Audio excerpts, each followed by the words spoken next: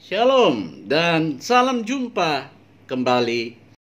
Hari ini saya ingin menyampaikan sebuah topik bahasan tentang baptisan yang alkitabiah. Baptisan adalah sebuah pokok kekristenan yang kontroversial. Ada yang mengatakan penting, tapi ada juga yang mengatakan tidak penting, sehingga gara-gara baptisan, darah para martir telah berceceran. Memang baptisan tidak penting bagi keselamatan, karena baptisan tidak menambahkan apapun pada keselamatan kita. Namun baptisan sangat penting bagi proses pemuritan, kelestarian, dan ketertiban gereja lokal sampai Tuhan datang kembali. Tuhan Yesus sendiri memberikan teladan bahwa baptisan itu penting dengan menjalaninya. Baptisan adalah perintah Tuhan. Dalam Matius 28 ayat 19 dikatakan, "Karena itu pergilah, jadikanlah semua bangsa muridku, dan baptislah mereka dalam nama Bapa dan Anak dan Roh Kudus." Tuhan Yesus tidak hanya memerintahkan, bahkan ia sendiri menjalaninya menurut Matius 3 ayat 13 sampai dengan ayat 17. Tindakan Tuhan Yesus di sini membuktikan bahwa baptisan itu sangat penting. Sebab kalau tidak penting, maka Tuhan tidak akan berbuat demikian. Dan sejak kekristenan didirikan, tidak ada murid Tuhan yang tidak dibaptiskan. Dalam seluruh jemaat perjanjian baru yang dimulai oleh Yohanes Pembaptis, hanya satu orang saja yang tidak dibaptis, yaitu Yohanes Pembaptis. Ia disebut Yohanes Pembaptis, bukan Yohanes dibaptis, sebab ia dilahirkan untuk memulai jemaat dengan membaptis setiap orang yang percaya kepada Mesias atau Kristus. Saudara mungkin telah diselamatkan, namun jika saudara belum dibaptiskan, maka saudara belum menjadi murid Tuhan. Untuk diselamatkan, memang tidak dibutuhkan baptisan, tetapi untuk menjadi murid Tuhan, diperintahkan untuk dibaptiskan. Nah, apakah makna baptisan itu? Dalam sejarah, ada makna dan motif yang salah di dalam baptisan. Pertama, baptisan dipercaya sebagai ikut andil dalam keselamatan kita. Jadi, iman plus baptisan sama dengan keselamatan. Jelas paham yang demikian adalah salah dan telah menurunkan nilai pengorbanan Kristus di kayu salib. Kedua, baptisan adalah syarat untuk masuk surga. Jika hal ini benar, maka Tuhan Yesus tidak akan menjamin penjahat di sampingnya di dalam Kisah Lukas 23 ayat 42 dan 43 yang bertobat bahwa ia akan masuk surga karena ia belum dibaptiskan. Ketiga, makna dan motif yang salah adalah baptisan berkhasiat mistis, yaitu untuk mengusir setan, menghilangkan sakit penyakit, mendapatkan kekuatan gaib, dan lain sebagainya. Dalam Alkitab, sesungguhnya baptisan tidak mempunyai makna lain selain menggambarkan mati bersama Kristus dan bangkit bersama Kristus bagi orang percaya yang mau menjadi murid Tuhan. Karena itu, makna yang benar dari baptisan adalah pertama, baptisan adalah lambang kematian dan kebangkitan Kristus. Menurut Roma 6 ayat 1-5, ditenggelamkan ke dalam air berarti menggambarkan bersatu dengan kematian Kristus. Dan ditarik keluar dari dalam air berarti menggambarkan bersatu dengan kebangkitannya. Maka makna yang benar kedua, baptisan adalah syarat pemuritan. Menjadi murid adalah sebuah proses belajar mengajar yang teratur. Sejumlah orang percaya yang mengikuti proses ini sesungguhnya adalah sebuah jemaat lokal. Jadi siapapun yang mau masuk bergabung ke dalam jemaat lokal, ia terlebih dahulu harus dibaptiskan. Seorang yang mau menjadi murid Tuhan hanya perlu satu kali saja dibaptis dengan benar. Kalau belum dibaptis dengan benar, berapa kali pun seseorang telah dibaptiskan, ia tetap diharuskan untuk dibaptis ulang dengan benar. Nah, bagaimanakah baptisan yang benar itu? Karena upacara baptisan adalah perintah Tuhan, maka tiap-tiap orang yang telah diselamatkan, terlebih gereja yang adalah tubuhnya, bertanggung jawab untuk melaksanakannya dengan benar. Yang dimaksud dengan benar adalah sesuai dengan keinginan Tuhan sendiri.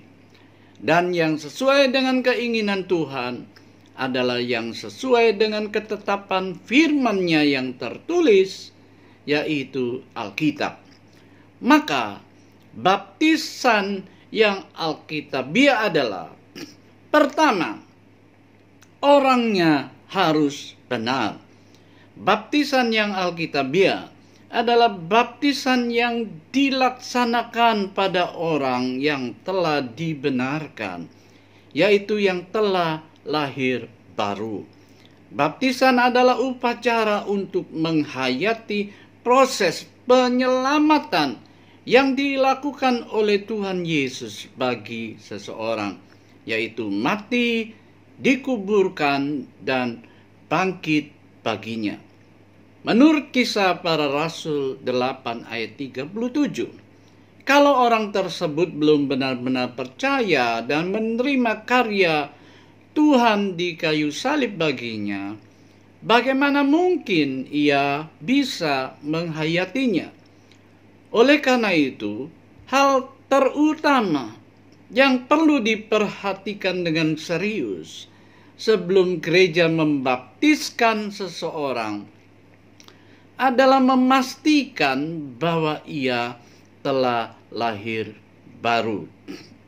Dan menurut Roma pasal yang ke-10 ayat yang ke-9 dan yang ke-10, seseorang yang telah lahir baru harus berani memberikan sebuah kesaksian imannya di hadapan umum. Dan Alkitab tidak mengenal adanya baptisan orang yang belum percaya. Maka baptisan bayi itu tidak ada dasarnya di dalam Alkitab. Bisakah bayi dibaptis atas dasar iman orang tuanya?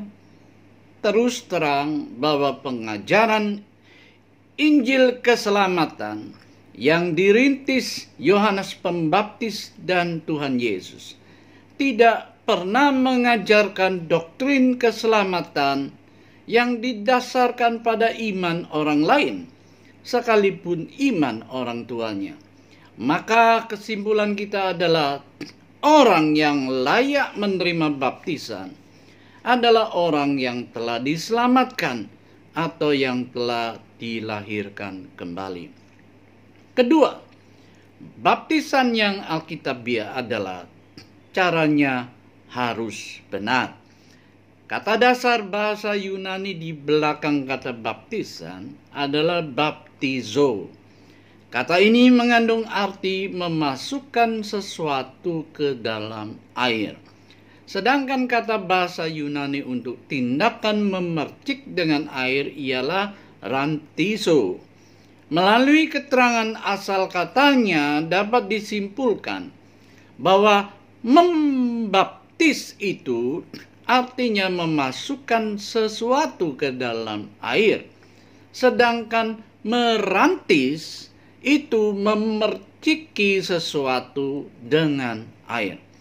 Maka orang yang telah diperciki air itu sudah dirantis, namun belum dibaptis.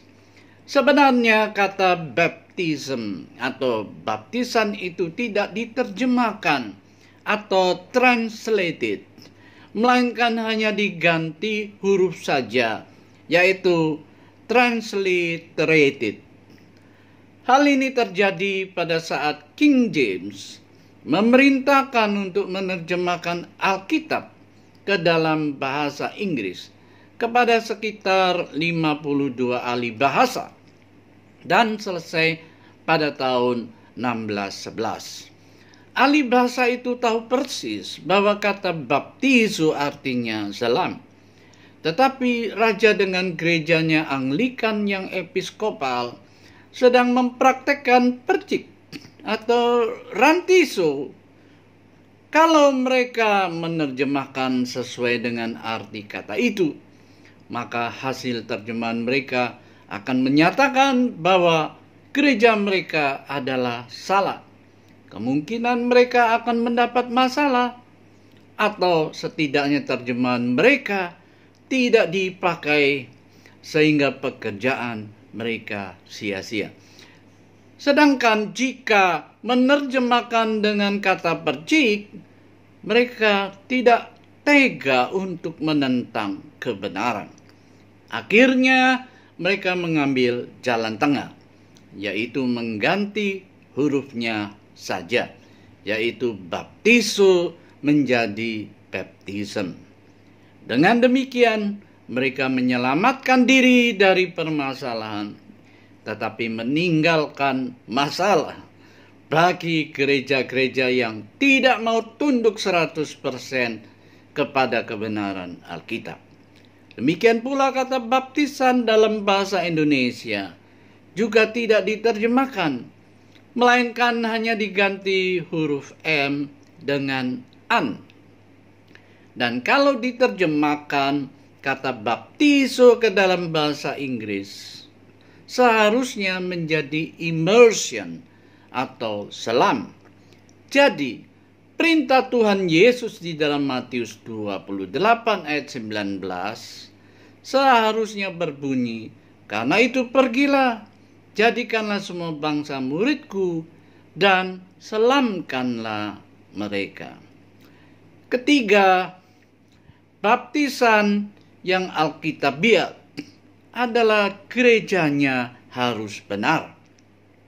Upacara baptisan adalah upacara yang diperintahkan Tuhan kepada jemaat, bukan kepada perorangan rasul, apalagi pendeta. Kalau upacara ini diperintahkan kepada perorangan rasul, maka kita tidak berkewajiban untuk melaksanakannya. Kalau perintah ini ditujukan kepada pribadi rasul, maka rasul-rasul harus memerintahkannya kembali kepada murid-murid mereka, dan murid-murid mereka memerintahkannya kembali kepada murid mereka, dan seterusnya. Kalau tidak, maka tongkat estafet akan berhenti. Amanat agung Tuhan Yesus jelas ditujukan kepada jemaat lokal, dan selama ada jemaat lokal dimanapun didirikan, amanat tersebut berlaku atasnya. Maka jika seseorang dibaptiskan, ia harus tahu atas wewenang jemaat lokal manakah ia dibaptiskan. Yang membaptiskan adalah jemaat lokal, sedangkan gembala atau pendeta hanya pelaksana yang ditunjuk oleh jemaat setempat. Pendeta yang tidak diberi wewenang oleh jemaat atau yang bekerja di yayasan dan lain sebagainya tidaklah berhak membaptiskan orang. Ingat, baptisan itu bukan upacara pendeta. juga bukan upacara sinode atau upacara yayasan, melainkan upacara gereja lokal. Karena itu, gereja lokal yang membaptis haruslah sebuah gereja yang benar, yang alkitabiah, yaitu yang tidak keluar dari Alkitab atau memiliki otoritas di luar Alkitab atau extra biblical authority, dan yang tidak salah dalam menafsirkan kebenaran Alkitab. Sekarang, apakah baptisan ulang itu alkitabiah? Tentu. Kisah Para Rasul 19 ayat 1 sampai dengan 7 mencatat tindakan Rasul Paulus yang membaptiskan ulang 12 orang. Siapapun yang mengatakan bahwa tindakan membaptis ulang itu sesat adalah sama dengan menuduh Rasul Paulus sesat. Dan kalau membaptis ulang itu alkitabiah, orang yang dalam kondisi bagaimanakah yang perlu dibaptis ulang? Jawabnya adalah orang yang dibaptis sebelum dilahirkan kembali. Orang yang dibaptis dengan cara yang salah, yaitu tidak lahir baru atau tidak diselamatkan, dan orang yang dibaptis oleh gereja yang salah.